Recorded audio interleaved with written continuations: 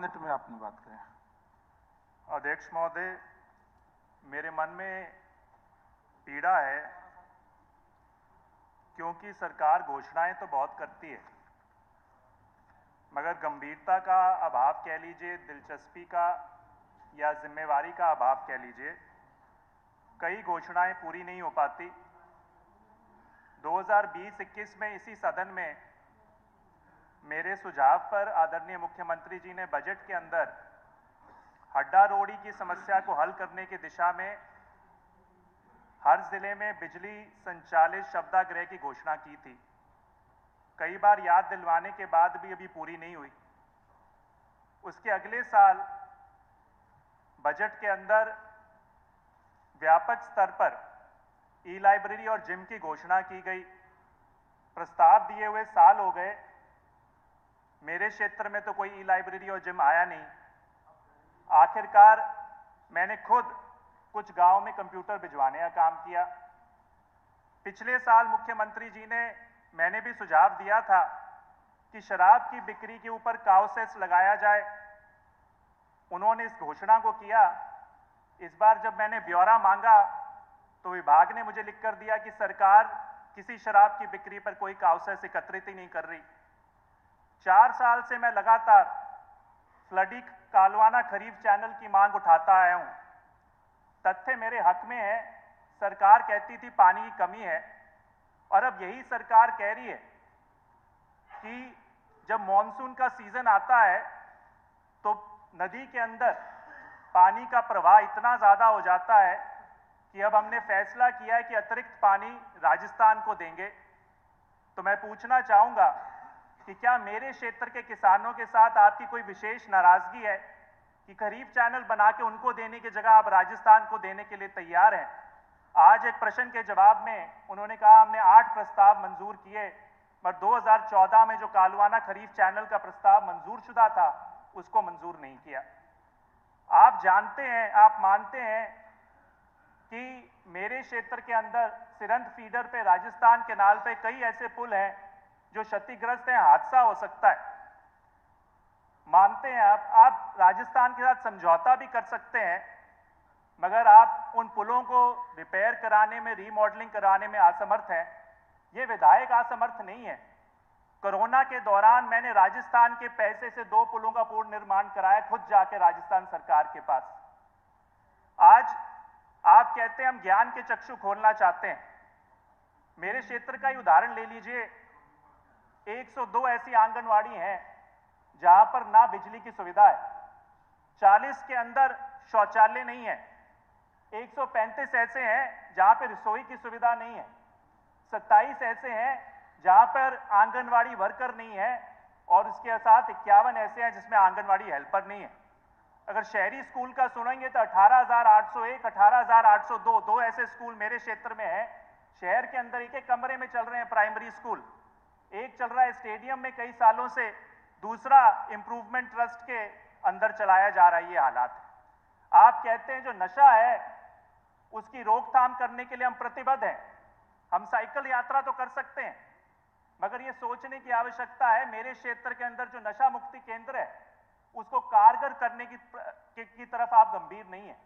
हर साल मैं सवाल लगाता हूं सदन के अंदर, उस समय एक मनोरोग चिकित्सक को भेज दिया जाता है और उसके बाद जैसे ही सदन खत्म होता है कुछ दिनों बाद वो गायब। आप कहते हैं राजमार्ग निकाल रहे हैं। मेरे क्षेत्र में 6-6 महीने तक राजमार्ग के ऊपर लाइटें बंद पड़ी रहती क्योंकि सरकार उसका पैसा नहीं देती। बिजली का बिल बकाया पड़ा हुआ है। हादसे होते रहे तो होते रहे, किसी को कोई फर्क नहीं पड़ता। आप कहते हैं खेल और खिलाड़ियों के लिए हम प्रतिबद्ध हैं, हम बढ़ावा देना चाहते हैं। हरियाणा के अंतिम छोर में मेरे गुरु गोबिंद सिंह खेल स्टेडियम है। कई बार मैंने मांग रखी, पैसा मंजूर हुआ है कई सालों से। आज आप उस स्टेडियम को आगे बढ़ाकर एक राजकीय स्तर का स्टेडियम दे सकते हैं। क्या मेरे क्षेत्र के जो खिलाड़ी हैं उनके पास प्रतिभा नहीं है? आप कहते हैं हम अन्नदाता के साथ अपनी तुलना भी करते हैं। आप कहते हैं हम उनके अंदर हम साथ खड़े हुए हैं, मगर उन्हीं अन्नदाता जब सड़कों के ऊपर वह अपनी जान गंवाते हैं तो आप मुंह मोड़ लेते हैं।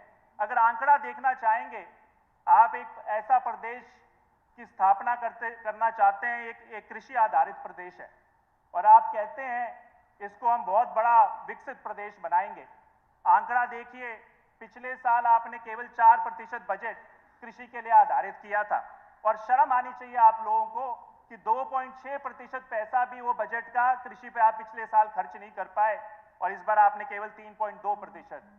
ये ऐसा प्रदेश है। हम कहते हैं हरियाणा एक, हरियाणवी एक की बात करते हैं। पिछले 2 हफ्ते से उसी हरियाणा में आपके ही किसान, आपका ही नागरिक जो है अपनी गली में, अपने ही शहर में, अपनी ही सड़क पे नजरबंद है, उस पे पाबंदी है। ये हरियाणा एक, हरियाणवी एक की बात है। अध्यक्ष महोदय, मेरे मन में अविश्वास का भाव है, क्योंकि हर हफ्ते कोई ना कोई युवक नशे से जान गंवा रहा है। मेरे मन में अविश्वास का भाव है, क्योंकि आज हरियाणा के इतिहास में ऐसा पहली बार हुआ, इतना व्यापक आंदोलन किसान कर रहे हैं।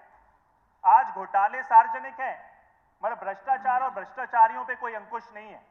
आज बेटी बचाओ का नारा तो है, मगर बेटियां ना स्कूलों में ना अखाड़ों में असुरक्षित महसूस करती, और आज तो विधायक भी असुरक्षित महसूस कर रहे हैं।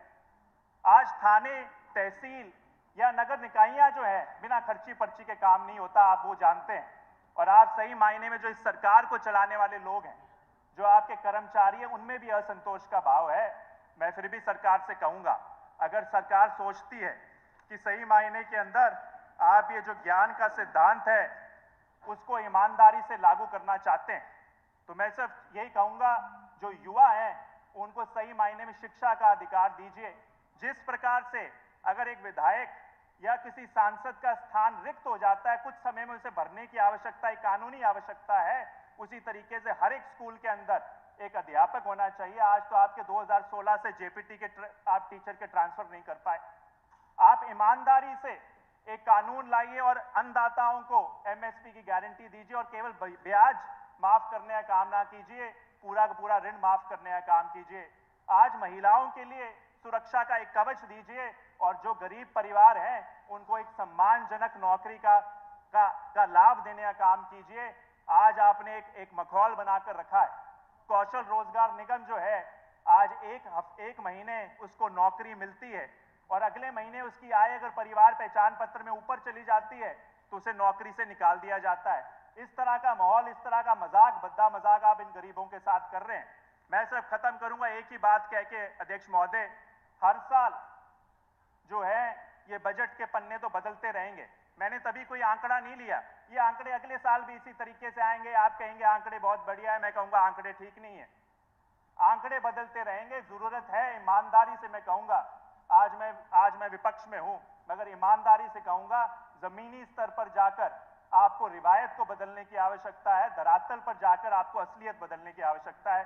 धन्यवाद। जय हिंद। धन्यवाद। श्री ईश्वर सिंह जी।